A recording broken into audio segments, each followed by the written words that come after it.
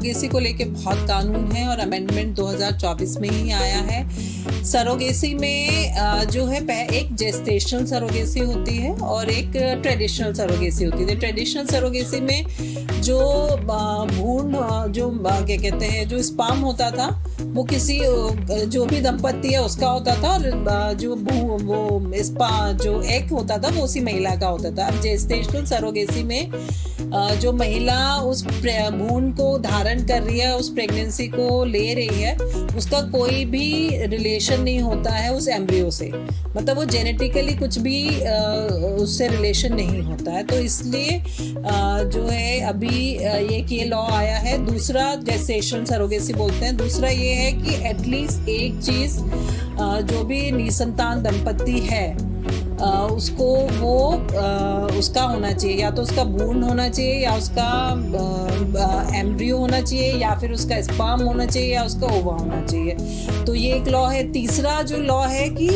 आपको एक medical board के थ्रू गुजरना पड़ेगा। उसमें गुजरने के बाद आपको कंफर्म होगा कि आप सरोगेसी के लिए फिट हैं कि नहीं हैं। केवल जो लोग इंडियन ओरिजिन के हैं वही अब सरोगेसी कर सकते हैं। ये बहुत ही, क्योंकि पहले हमने बहुत सुना था कि बाहर से लोग आ रहे हैं और वो हमारे यहाँ महिलाएं जो है अपना कोख उसको उनकी बच्चेदानी को यूज़ करा जा रहा है। तो ये लॉ अब आया कि इंडियन ओरिजिन के जो लोग हैं जो इंडिया में रह रहे हैं केवल वही एक सुविधा ये ले सकते हैं। और उसके अलावा जो है उनका खुद का कोई भी बच्चा नहीं होना चाहिए या वो बिल्कुल ही सक्षम नहीं है बच्चे होने के लिए, या फिर उनका कोई बच्चा ना हो। और तीसरा जो है एक कि अगर कोई बच्चा है और वो मेंटली रिटार्डेड या डिसेबल्ड बच्चा है तब वो सरोगेसी के बारे में सोच सकते हैं, अदरवाइज वो नहीं सोच सकते।